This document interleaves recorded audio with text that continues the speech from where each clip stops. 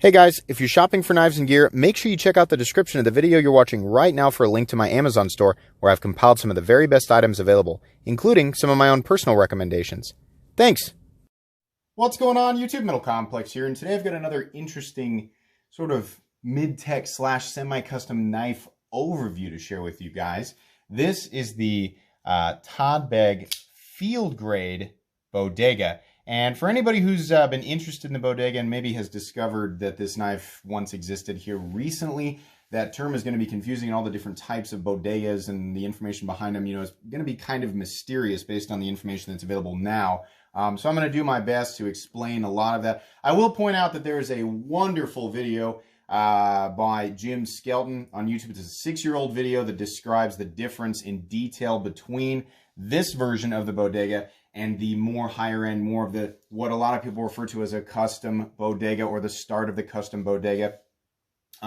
It's really great, and that's actually where I got a lot of this information. So I urge you to check that out because this video will not be nearly as detailed in the differences. We're really just going to talk about this knife. Also, I want to thank @Leith_Blades for sending this guy to me. Please give him a follow. It's because of people like him that I'm able to bring you guys daily knife content, and it's also because of my generous patrons. Thanks so much for supporting me. If you'd like to get your hands on some of these cool stickers and some other exclusive benefits through my Patreon, there is, of course, a link down in the description. Your support would mean the world to me. So let's talk about this for a second, get this while it's fresh in my mind. First off, this knife was new 6 years ago, perhaps even closer to 7 years ago. So when we go over materials and we talk about this and I go over price or the original price, and especially what they go for now, you have to understand that what they go for now is entirely based on the fact that these are just unavailable and still sought after, right? So it's basically the secondary market and the demand, and people, collectors wanting to get their hands on this, right? It's not a suggestion that, these materials and the construction is actually equivalent to that price. And also the original price, when I talk about it, you have to understand again that this was based on the knife world 6 years ago, which was much different than it is now in terms of what people paid for certain things, what certain things cost, right, to make, and what was available, right? So keep that all in mind, because you guys, some of you are going to get really bent out of shape when I talk about that, especially when we get down to materials. But anyways, there was, of course, Todd Begg and Begg Knives are now, to my knowledge, 2 separate entities, which is confusing. There's a lot of history there. I'm not going to talk about it here. You guys can go look that information up for yourself if you want to. This is an actual Todd Begg knife. Now, he was making custom knives, and they have, what they refer to as the custom bodega, the starting area, and those started, to my knowledge, when they, direct from maker at about $750, and they climbed up from there. Demand for them, of course, pushed the price much higher on retailers and definitely the secondary market. And this was during a time where some retailers would really bump the price, and then it would really get people bent out of shape, and then people would get their hands on them and sell them for way more than that. Right, and so then they have like a full dress. You'll find pictures online of like mirror polished CTS XHP. Oftentimes, I think sometimes they'd use RWL34. I think in some cases they use Damascus, and then the entire inlay would be Damascus, and they would jewel the frame and things like that. And it would be a titanium frame. I actually have a very old video of a full custom Begg Knives Bugatti that had the Star Strike carbon fiber and the jeweled frame. It was black ice jeweled, and it had the mirror polished compound ground CTS XHP blade. Now that's a different knife. It's a much thicker, bigger knife, if you can imagine, because this is a big boy, right? So anyways, what I'm saying is they have crazy custom variants that still to this day, you can still get a Begg Knives custom Bodega and Bugatti, which is actually not a Todd Begg knife anymore. Again, you can read about that online if you want to. You can still pick those up on, sites like Blade HQ. In fact, I will link where you can pick up Begg custom knives if you want to, or at least go look at them. And they still go for a lot of money. It's not uncommon to see, $1,200 all the way up to about $3,000 for knives like that. And the idea, I guess, with this knife was to get a Bodega design because it was in very high demand back then, 6 years ago, as Jim will talk about in his video, to get it into the hands of people who just weren't ready to jump into the $700, $800, $900 knife market, the $1,000 knife market for a little bit less. So these knives came in standard, at about $550. Their construction is a little bit different. The custom Bodega has a titanium frame and has inlays, whereas this one is an all G10 frame with this. It's actually the entire lock bar is removable. You know, nowadays we see a removable lock bar insert, which I think is a better design. But the lock bar itself could actually be removed. You can see there how it connects down here. But anyways, this one has an all G10 frame with a titanium lock that is removable and is attached, you know, through the backspacer, whereas the custom Bodega, or what they refer to as a full custom Bodega, which a lot of people actually describe as a mid-tech because there's some machine elements and there's a lot of handwork actually that goes into the customs. You know, that you're looking at about 55 hours of handwork, so it definitely is at least semi-custom. But it was, you know, a build that costs less money that people could have for $550 direct from maker. And then actually the Bodega you guys saw on my channel, which looked very similar to this, was full titanium and had a steel lock bar insert and was using S35VN, much newer variant of the knife. That was in collaboration with Riot Knives. And those knives, I think, started at about $400, something like that, maybe 450. They dropped down, you know, before they, you know, went away. And I think there are maybe just a few of those left out there at a few, you know, I don't want to say obscure retailers, but retailers that we don't always check. You might be able to still find one of those. Those are made by Riot, excellent fit and finish, in a lot of people's opinion, indistinguishable from the real thing. Some people actually consider them to be better, but they are made in China, so they cost less money. So those are the different tiers, and this one is the field grade, right? So made in the United States is just a less expensive version of the full tier Bodega. Let's go ahead and get it took me 6 minutes to talk about that. Let's go ahead and get a measurement on this guy. By the way, the reason I don't call this a review is because it's gone. I mean, the prices on this, it's nowhere near, you know, what we see in today's, you know, retail knife market, you know, what people expect for the materials. You know, it's entirely an enthusiast-driven secondary market, right? So I'm not really reviewing this knife. It doesn't really do, I mean, I'll talk about it, but, you know, in terms of like value or whether or not, you know, you want to spend the money on this in the secondary market, you're going to have to make that choice for yourself. Overall length of this knife is coming in at 8.8 inches overall. Blade length coming in at 3.8 inches, and cutting edge, thanks to that very generous forward choil, about 3.75. This is definitely a big knife. Up against the Ontario Rat Model 1. The Rat 1 is coming in at 8.6 inches overall. There's some perspective.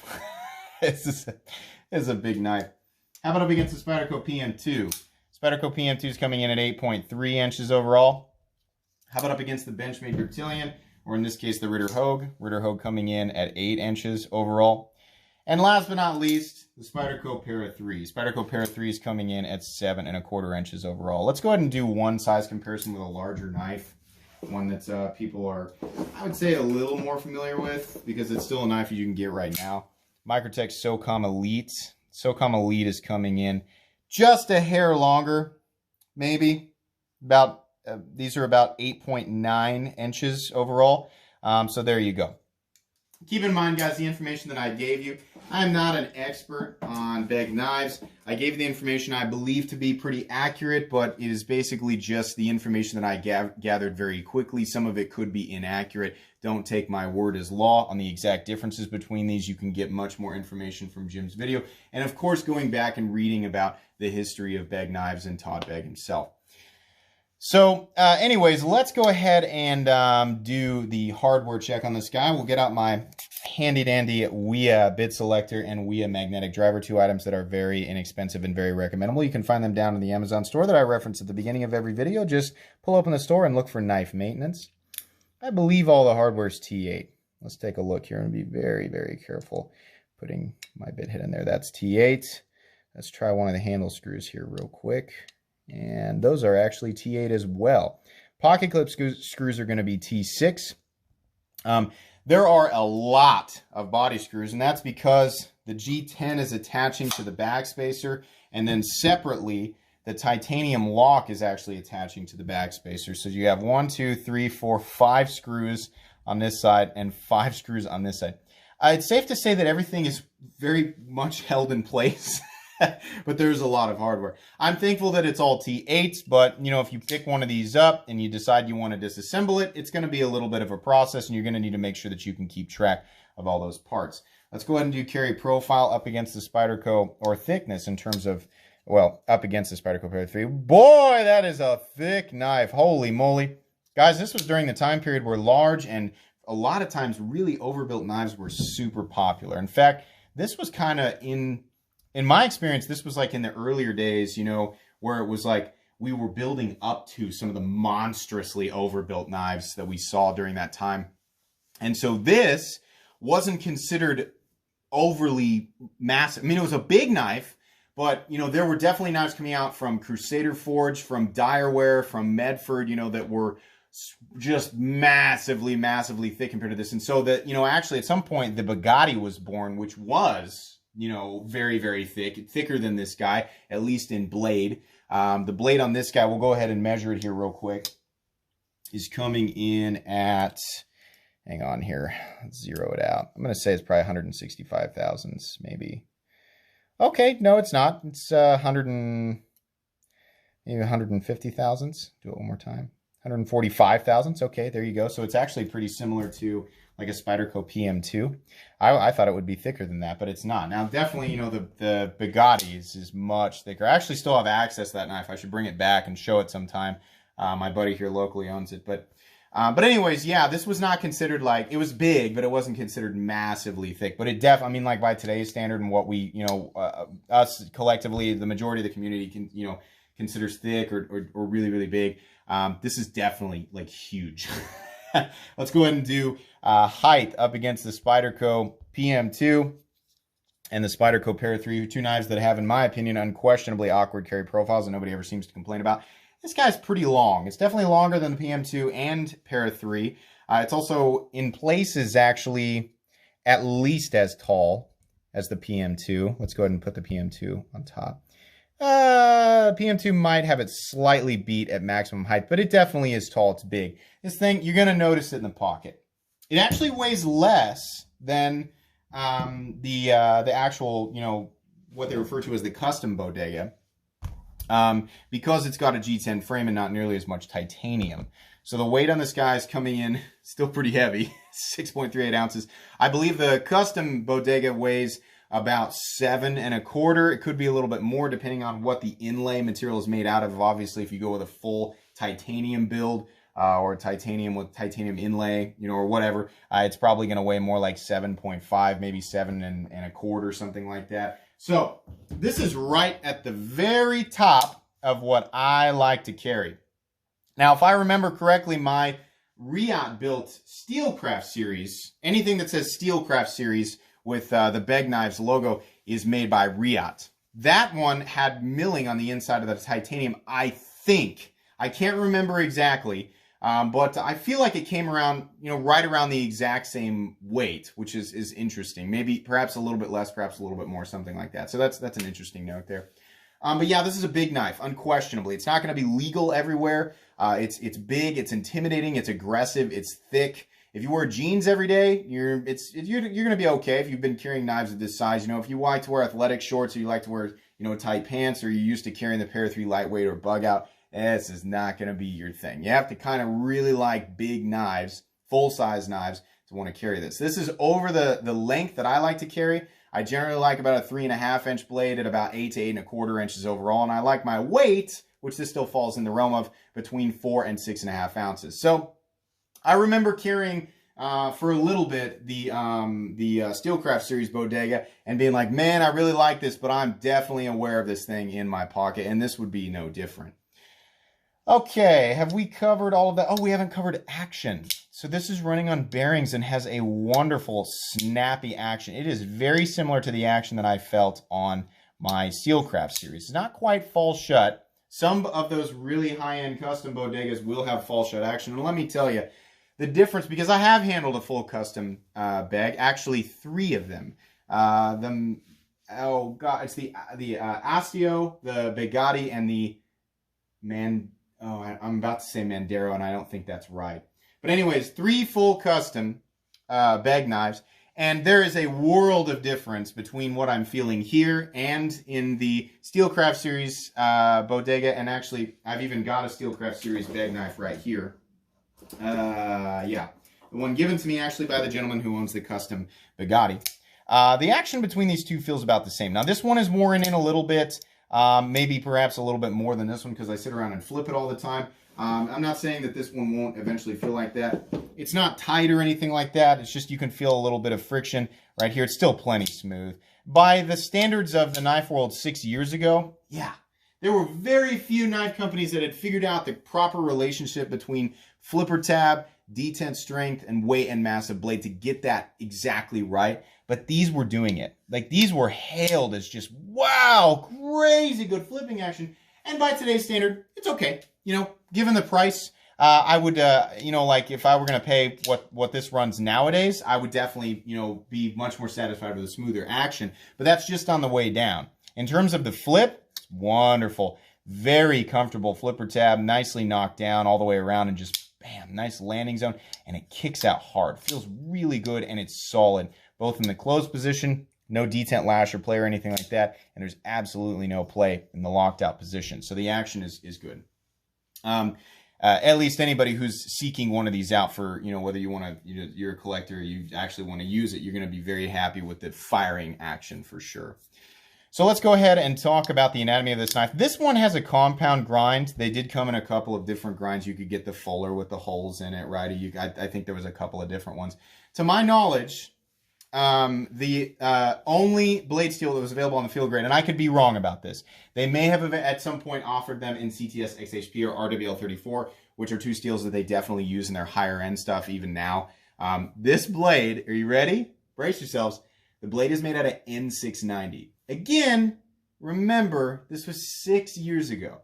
N690 is not a powder form steel. It was for the knife world, you know, in terms of like the common, you know, people getting into it or being like actively engaged in it right then. I think N690 was fairly new. It does have a fine grain structure, right? It is a good user steel. It is probably a little bit less in terms of edge retention than CPM 154, but it is very easy to sharpen. It is stainless. It's very stainless, right? And it's reasonably tough. And that was much more, you know, kind of, wow, it was kind of a high-end ingot form steel back then. Nowadays, of course, you can get N690 knives that cost under $100. That was not the case back then. So that is usually what you're going to find. I did a brief search. I probably looked around for about 20 to 30 minutes, and every single one of the field grade bodegas that I came across that were, I mean, obviously they were sold already, but they were in N690. So that is the case here. Most of them, I believe, have this this sort of concrete tumbled finish. I'm sure that maybe there are variants out there that didn't have that exactly, but it's really hard to track every last little thing that was available with these guys. I know that the materials right here are always going to be G10. They did come in a couple different texture patterns. This one has the diamond or sort of a golf ball texture pattern on both sides. It is not included underneath the area of the pocket clip, which I think is really nice. That makes it slip really easily in and out of the pocket because that surface underneath there is very smooth. I've seen them with kind of the fluted texture in a combination with the diamond pattern, and I'm sure there's some other ones. OD green, black, this sort of tan that we're seeing here, and possibly some other materials. On the full custom bodegas, you have inlays like carbon fiber. There's G10, like as seen on, you know, Jim Skelton's Big Red, as he refers to it as. Yeah, there was different materials there. But yeah, on these field grade ones, you're just going to see the G10. You're not going to see the interesting pivot collar, right? It's just going to be the same pattern that's around the pivot. On the higher end ones, it's oftentimes a titanium pivot collar that's been hammered or jeweled. Or, you know, they might have different inlay materials, maybe Timascus, things like that. And then you're going to see these areas down here outside of this line. This area would be titanium on the full custom version, and then just this area around here would be the inlay, and then you would have another inlay right here around the pivot. So that's a lot of the ways that they cut the cost on these and got them down for people wanting to own an American-made mid-tech or semi-custom, right, partially handmade. Still a knife that had probably between 40 and 55 hours of work into it because the blades are hand-ground, right, but just not quite as crazy or as expensive as the higher-end ones. Backspacer, very plain. On the higher-end ones, sometimes they have crazy finishes or different texture patterns in them. They all seem to have that texturing back there. And then again, the other side, pocket clip, not anything crazy going on. It does have, I believe this is a steel ball bearing. On some of the newer ones, it's a ceramic ball bearing in the pocket clip. And probably, I'm not going to take this apart, I'm guessing the internals on the pivots are steel bearings as well, but I don't know that for sure. I know that later down the road, they started using ceramic bearings, which is now very common. Back then, it wasn't. Bearings in general back then was like, wow, cool, bearings, right? So all these little things that we don't really, you know, we're just like, yeah, it better have that, right? Back then, it wasn't nearly as common. So a lot of these little tiny features that we're just like, whatever, you know, that was a big deal back then, you know, and perhaps the, you know, the process for getting it all put together and maybe making sure everything lined up. And in fact, undoubtedly, making sure that everything was exactly right just 6 years ago with, you know, different equipment or whatever equipment they had available to them was probably a lot harder, a lot more time consuming, right? And maybe it did cost a lot more. So all of these little factors play a role. It's why I'm trying to get you guys to understand, not only is it irrelevant now because it's an enthusiast-driven secondary market, you know, that's dictating the price, but also everything was just different. You know, everything just probably just cost different amounts of money to do all this stuff. So this is really impressive. Honestly, fit and finish all the way around. I mean, if this was available today, it would undoubtedly be, you know, it would still be being made by Riot because of how the knife world works by now. They would have, you know, done a collaboration if they wanted it. I don't know, maybe the Steelcraft series knives, you know, they just decided to stop doing them. I'm not really sure, you know, how that ended. But if it was still being made today, it would be titanium with probably a carbon fiber inlay. This would undoubtedly be M390, and they probably would come in somewhere between $350 and $400. But if the action felt very similar to this, maybe a little bit smoother, and we're looking at exactly the same fit and finish, I would say that I'd completely understand the pricing that would be on them. You know, that's just my opinion on today's version of this knife if it were a thing, right? But yeah, fit and finish all the way around, it's basically perfect.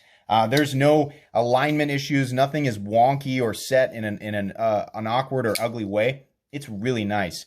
The blade is definitely the coolest part of this knife. We have this compound grind flat that runs about 75% the length of the blade, carrying very meaningful thickness out to the tip, despite it looking thin because of that swedge. It's a very strong, very capable blade, and you don't have such a crazy difference between the thinness behind the edge and this compound or the scallop part of the grind and the flat grind up here that it's really going to make that much of a difference while you're cutting. What I mean is while you're slicing, right, you're not going to feel a huge difference, you know, passing over this line right here where the grinds change. It's kind of nice. It's a subtle change. It's not as crazy as the, you know, the nightmare grind on that custom SNG that I looked at. Something I always find interesting, it's the same way on all these knives. After the choil, there's this area right here that's not sharp. And I think that's so, and I don't know this for sure, I think that's so that if you do accidentally run up a little bit on the blade, you're not going to cut yourself. It actually doesn't start getting sharp until about maybe right there. So you're actually, it's like another quarter inch, maybe a little bit, maybe a third of an inch, you know, after that. But man, ergonomically, guys, this is so wonderful. It's something I talked about on the Steelcraft series. And actually that version was very nearly what I, you know, expect from what I call Excalibur, which is the ideal folding knife for me. It was a candidate because it had the materials that I wanted. It had the wow factor. It had the texturing that I wanted. It had the steel lock bar insert. And it was the version of this knife that I think I probably would have, you know, still prefer the most. There is an internal lock bar, and I believe, let's see if we can, not a lock bar, it's an internal stop, and I think that thing is fixed. Yeah, the lock bar, you can see it reflecting right there. It's fixed in place, so there are grooves cut out on the blade so that it can kind of, you know, go around it and the stop stays in place. And that's nice. I mean, it's very similar to a lock bar that's located on the outside. It doesn't move with the blade, so it doesn't function exactly the same way as external stops, but it's still external or garage stops that are attached to the blade, but it is still very, very durable and it locks out very solid. This is a very, very capable knife, and the build is one that accentuates not just, you know, there's a lot of aesthetic beauty here, but man, as a tool, yeah, you really could take this thing out and just beat the crap out of it. This thing is ready to go. It's ready to cut for long periods of time, and it's going to be comfortable. There is nothing here that is aggressive to the touch. The jimping is functional but not aggressive. The lock bar is one of the easiest to engage and disengage. There's no double clutch, right? This is very friendly. All the texturing that's on it is meant to be comfortable but functional in relationship with your hand. A lot of the lines I really appreciate, like this area here where they have managed to drop the excess of the flipper tab down a little bit by cutting this out right here, right? So you still get that nice, you know, filling of the hand feeling without the flipper tab, you know, sticking way out. It definitely does stick out, right? But I mean, it just feels good.